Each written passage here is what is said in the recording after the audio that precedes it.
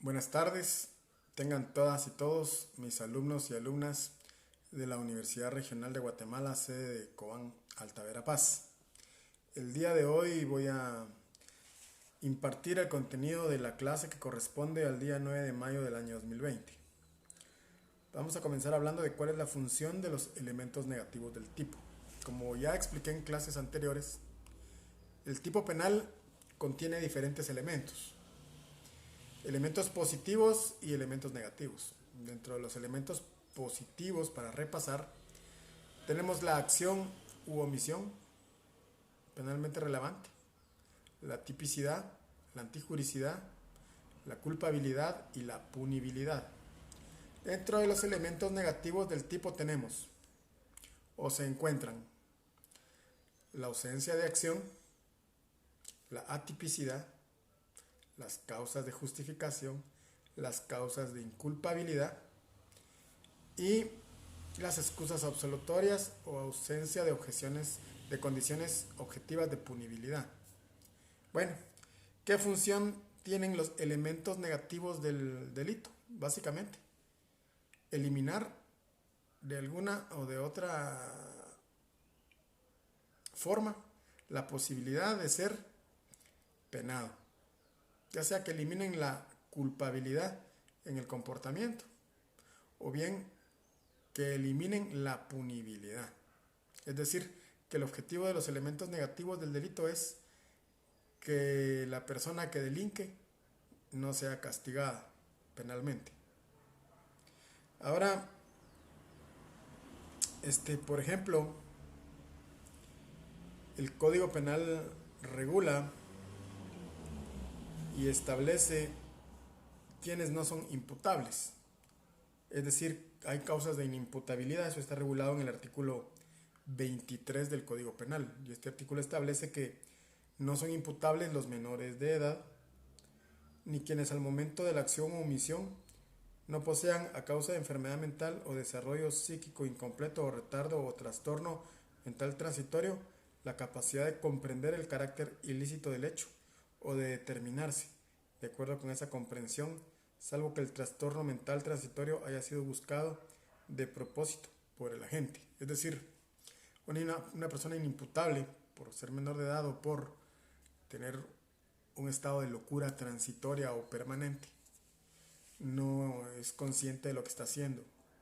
Por eso para el derecho, ya que no tiene la posibilidad de autodeterminarse y de decidir delinquir sabiendo que está obrando mal, sino que quizá delinque por el mismo estado de locura en el que se encuentra, es que el Estado los considera inimputables. Eso quiere decir que no se les puede imputar delito, que no se les puede castigar posteriormente tampoco. Quizás se le puedan aplicar algunas medidas de seguridad y corrección, pero nada más. Ahora, ¿qué elimina la acción o la omisión como elemento positivo del delito?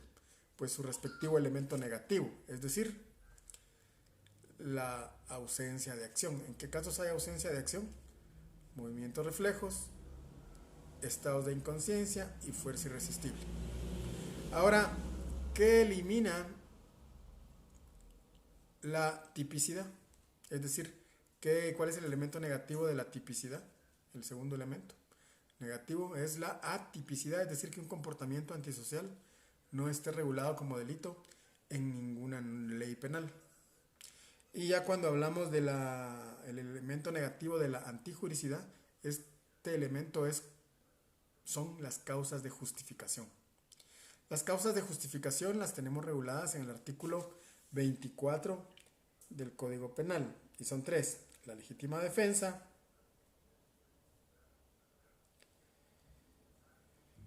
el estado de necesidad y el legítimo ejercicio de un derecho. El caso clásico de la legítima defensa, porque bien puede haber una acción que sea típica, pero deja de ser antijurídica si se actúa en legítima defensa, es el caso en el que nos defendemos de personas que intentan ingresar sin permiso a nuestra vivienda o morada y les damos muerte, ¿verdad? Si actuamos en legítima defensa de nosotros mismos o de nuestros intereses o de otras personas, aunque hay una acción típica, deja de ser antijurídica. La legítima defensa elimina la antijuricidad de la acción.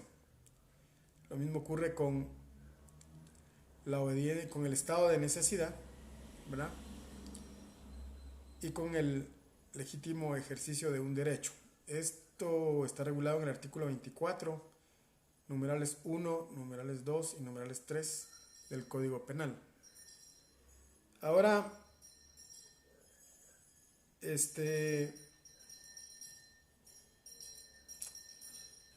estado de necesidad se establece de la siguiente manera: quien haya obrado o cometido un hecho obligado por la necesidad de salvarse o salvar a otros de un peligro, no causado por él voluntariamente ni evitable de otra manera, siempre que el hecho sea proporcional al peligro. El ejemplo del estado de necesidad se da, por ejemplo, en el caso de un barco que se está hundiendo y se está inundando, se está llenando de agua y hay que romper ventanas y puertas para poder escapar. Romper las ventanas y las puertas del barco es delito de daños, pero hay necesidad de hacerlo porque si no rompemos las ventanas y las puertas, morimos ahogados. Entonces, este estado de necesidad es una causa de justificación que elimina la antijuricidad del comportamiento. Y el legítimo ejercicio de un derecho está regulado en estos términos: quien ejecuta un acto ordenado o permitido por la ley en ejercicio legítimo del cargo público que desempeña o de la profesión a la que se dedica, de la autoridad que ejerce o de la ayuda que preste a la justicia. Esto se da mucho en el tema de los policías, por ejemplo, de los soldados, que se tiran a disparos con los maleantes y alguno es herido. Alguno de los maleantes recibe un impacto de bala y es lesionado o bien fallece. Es posible que esto haya sido en el legítimo ejercicio de un derecho, porque ser soldado o ser policía involucra la idea de enfrentarse contra la delincuencia. Ahora, también tenemos en el artículo 25 del Código Penal el elemento negativo que corresponde a la culpabilidad. Se recuerdan que la culpabilidad es el elemento volitivo, es el elemento en el que uno se propone cometer un delito y ejecuta las acciones normalmente idóneas, ¿verdad?, para llevarlo a cabo. La culpabilidad puede ser dolosa porque yo tengo la intención de delinquir y quiero hacerlo y me lo propongo y ejecuto todo el comportamiento humano para realizar tal actividad, o puede ser culposa porque obre por imprudencia, negligencia o impericia. Pues lo que elimina la culpabilidad son las causas de inculpabilidad. Estas causas de inculpabilidad están reguladas en el artículo 25 del Código Penal y son el miedo invencible, la fuerza exterior, el error y la obediencia debida y la omisión justificada. Vamos a ver cada uno. Primero, miedo invencible. Ejecutar el hecho impulsado por el miedo invencible de un daño igual o mayor, cierto o inminente, según las circunstancias. Si una persona tiene demasiado temor pensando que va a ser objeto de algo que va a poner peligro en su vida y ese temor es razonable, puede delinquir para protegerse. Esto se da mucho en el caso de la violencia contra la mujer, en las parejas que viven una vida de violencia y están convencidas de que el esposo o el conviviente está a punto de agredirlas y lo agreden primero. Claro que para demostrar eso pues se necesitan estudios psicológicos que demuestren que la víctima actuó por miedo invencible.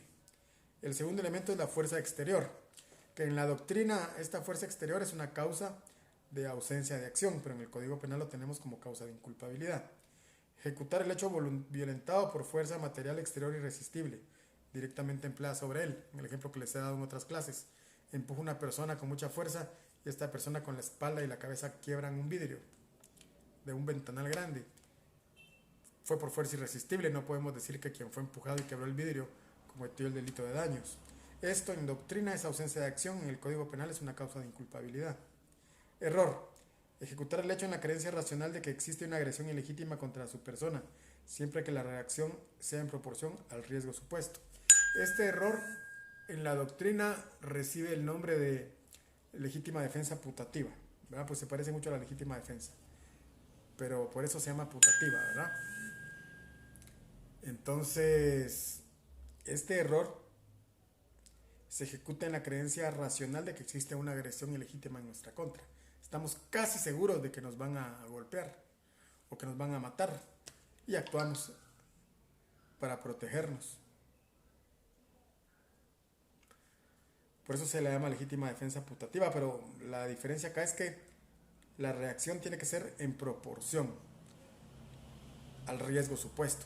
Es decir, si me van a atacar con un puñal y yo me defiendo con una ametralladora, entonces no hay error, ¿verdad? Tiene que haber proporcionalidad.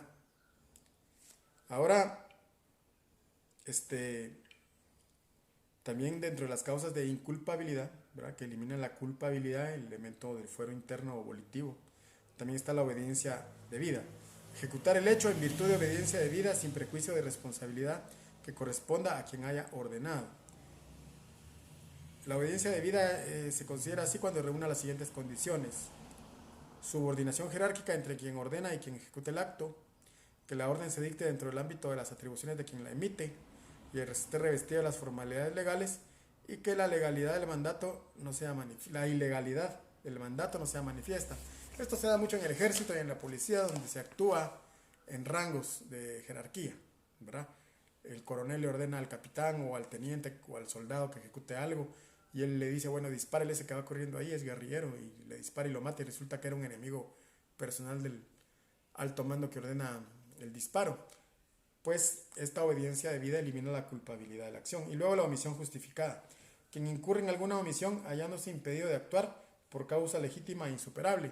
Esto se da, por ejemplo, en el caso de que vayamos a un río a nadar y que alguien se esté ahogando y que solo yo pueda lanzarme a salvarlo porque soy el único que está ahí, y realmente pues yo no sé nadar. Y si yo me lanzo a rescatar a la persona que se está ahogando, yo me voy a ahogar con él. Entonces hay una omisión justificada. Se incurre en alguna omisión, quien incurre en alguna omisión hallándose impedido de actuar por causa legítima e insuperable. En este ejemplo es legítimo e insuperable que yo me lance a rescatar a alguien que se está ahogando sin no sé nadar, ¿verdad? Eso elimina la culpabilidad de mi comportamiento. Por eso son causas de inculpabilidad. Diferente es el caso de quien tiene la protección y el deber de garante, como los bomberos que tienen que rescatar a las personas que están en las casas en llamas, o los salvavidas que tienen el deber jurídico de sacrificarse, por eso tienen la posición jurídica de garante. En esos casos, si no se sacrifican y no hacen lo que deben para salvar a la persona, se considera que cometen el delito, y eso se llama comisión por omisión. Bueno, esto es todo para lo que vamos a hablar hoy. De esto voy a querer un cuestionario de 15 preguntas subidas al Classroom. Les deseo un feliz Día de la Madre para todas aquellas compañeras que ya son mamás. Muchas bendiciones.